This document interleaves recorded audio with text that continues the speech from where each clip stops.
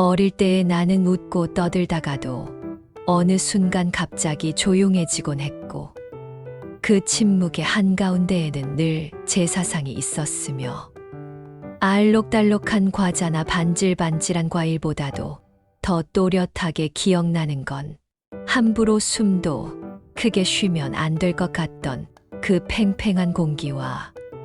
내가 지금 아주 중요한 시간 속에 들어와 있다는 설명하기 어려운 긴장감이었다.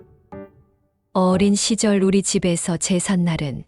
아침부터 분위기가 달랐고 평소와 똑같은 거실인데도 마치 다른 집처럼 느껴졌으며 이불 정리하는 소리, 그릇 꺼내는 소리, 물 끓는 소리, 전 부치는 냄새, 삶은 나물의 숨 죽은 향, 과일 껍질, 깎는 칼 소리까지도 전부 조금 더 또렷하고 조심스럽게 들렸고 나는 그 분주함 속에서 괜히 발끝부터 얌전해져야 할 것만 같은 마음으로 어른들 눈치를 살피며 집안을 맴돌았고 평소 같으면 소파에 벌러덩 누워 귤을 까먹었을 내가 그날만큼은 내 자리와 내 손의 위치와 매 표정까지 의식하며 작아졌던 기억이 난다. 제 사상을 차리는 과정은 어린 나에게 하나의 의식 같았고 흰 접시 위에 올라가는 음식들은 단순한 반찬이 아니라 꼭 정해진 순서와 이유와 자리를 가진 무언가처럼 보였으며 대추와 밤, 배와 사과, 산적과 나물, 생선과 탕과 술잔이 차례대로 올라갈 때마다 거실 한가운데는 점점 낯설고 엄숙한 풍경으로 변해갔고 나는 그 모습을 가까이서 보고 싶으면서도 괜히 잘못 건드릴까가 일정한 거리 밖으로 나가지 못한 채 어른들이 손끝으로 하나하나 방향을 맞추고 간격을 바로잡는 모습을 숨죽여 지켜보곤 했는데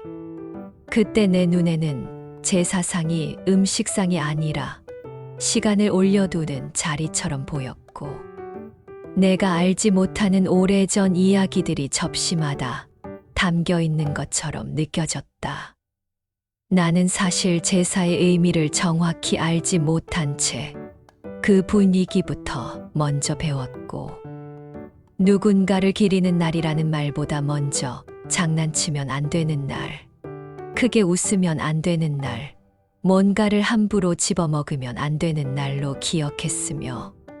그래서 제사상 앞에 서 있으면 몸보다 마음이 먼저 굳어버리곤 했고 혹시라도 내가 실수해서 이 조용한 질서를 망가뜨리면 안 될 것 같은 부담이 어깨 위에 얹혔는데 그 부담은 무섭다기보다 이상하게도 경건했고 어린 나는 그 감정을 다 알지 못하면서도 분명히 느끼고 있었으며 보이지 않는 누군가가 이 자리에 와 있을지도 모른다는 상상과 어른들이 이 시간을 얼마나 소중히 여기고 있는지에 대한 감각이 뒤섞여 자꾸만 나를 얌전한 아이로 만들었다. 특히 나는 절을 하기 직전의 그 순간을 아직도 또렷하게 기억하는데 방 안의 공기가 한 번 더 눌리는 것처럼 조용해지고 술잔이 놓이는 소리와 향 냄새가 미세하게 번지고 어른들의 표정이 평소보다 훨씬 단정해지면 나도 모르게 두 손을 가지런히 모으고 자세를 고쳐 앉았으며 고개를 숙이는 그 짧은 동작 하나에도 내가 평소와는 전혀 다른 시간 속으로 들어가는 기분이 들었고 그 순간만큼은 아무리 어려도 이게 장난처럼 지나갈 일이 아니라는 것을 본능적으로 알 수 있었으며 내가 지금 인사하는 대상이 눈앞에 있지 않다는 사실이 오히려 더 조심스럽고 더 낯설어서 고개를 숙이고 있는 짧은 몇 초가 길고 묵직하게 느껴지곤 했다. 어린 나를 가장 긴장하게 했던 건 어른들의 직접적인 꾸중이 아니라 그날의 집 안에 흐르던 규칙 없는 규칙 같은 것이었고, 누가 크게 설명하지 않아도 모두가 알고 지키는 질서가 분명히 존재했으며, 그 질서 앞에서 나는 늘 조금 늦게 눈치채는 아이였기 때문에 더 조심스러웠고, 신발을 끌면 안 될 것 같고, 괜히 웃으면 안 될 것 같고, 음식 냄새가 좋아도 먼저 군침을 흘리면 안 될 것 같고, 손이 심심하다고 탁자를 두드려도 안 될 것 같았으며, 누구도 나를 세게 다그치지 않았는데도 나는 혼자 긴장하고 혼자 숨을 고르고 혼자 자세를 바로잡았고, 바로 그 이상한 자율적인 긴장감이 지금 돌아보면 어린 시절 제삿날의 가장 선명한 감정이었다. 그런데 또 이상하게도 그 긴장감 한가운데에는 묘한 따뜻함도 함께 있었고, 온 가족이 같은 공간에 모여 같은 방향을 바라보는 일 자체가 어린 나에게는 일종의 큰 장면처럼 남았으며, 평소에는 제각각 바쁘게 흩어져 있던 어른들이 같은 손놀림으로 음식을 준비하고, 같은 표정으로 상을 바라보고, 같은 순서를 따라 움직이는 모습은 나에게 가족이란 이런 식으로도 이어지는 거라는 것을 말없이 보여주었고, 내가 이해하지 못하는 이름들, 사진 속 얼굴들, 직접 본 적 없는 조상이라는 존재조차 그날만큼은 낯설기보다 우리 집의 일부처럼 느껴졌으며, 그래서 무섭고 낯설고 조심스러운 동시에 이상하게도 나는 그 자리가 완전히 싫지만은 않았고, 오히려 그 긴장감 덕분에 평소에는 보이지 않던 가족의 결 같은 것을 어렴풋이 만지고 있었는지도 모른다. 제사상이 다 차려진 뒤 나는 늘 그 앞을 몰래 훔쳐보곤 했는데, 반듯하게 놓인 접시들과 정갈하게 맞춰진 음식들, 윤기가 감도는 과일과 따뜻한 전,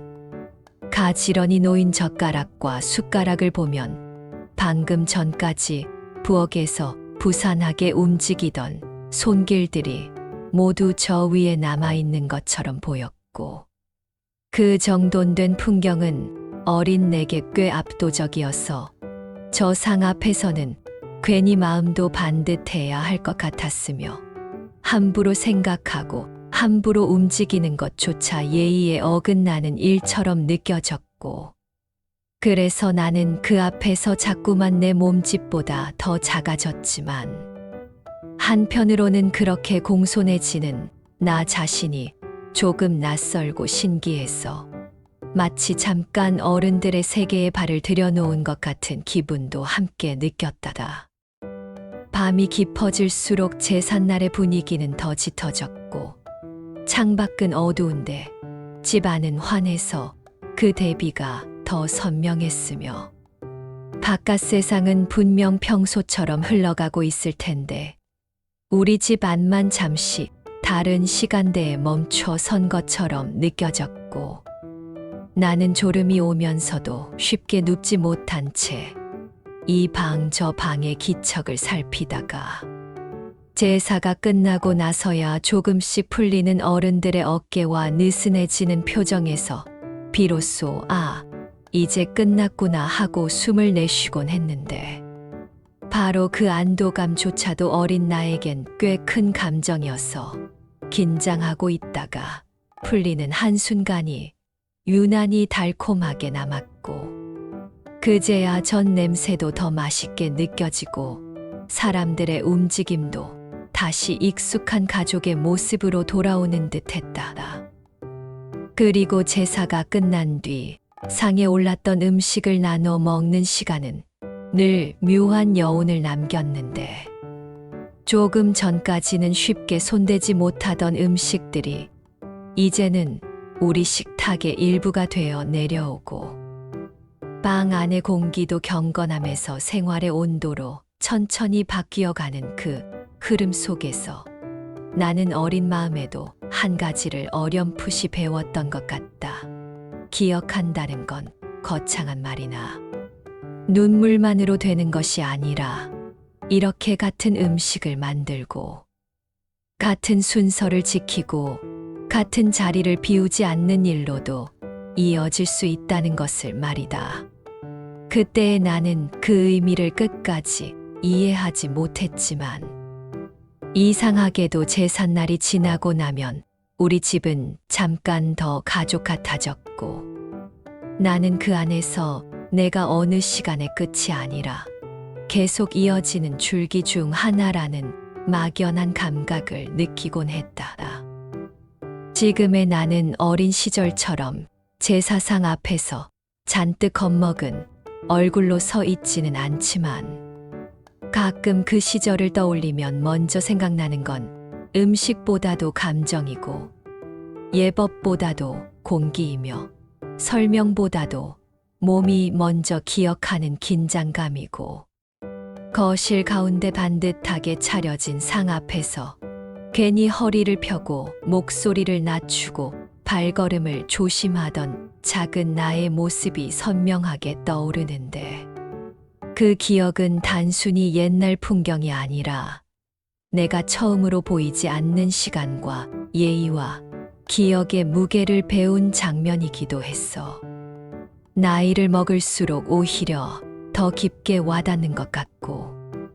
예전에는 답답하고 어렵게만 느껴졌던 제삿날의 침묵이 이제는 한 집안의 시간이 켜켜이 쌓이는 소리였다는 걸 조금씩 알게 된다. 돌이켜보면 어린 시절의 제사상 앞 긴장감은 결국 무서움만은 아니었고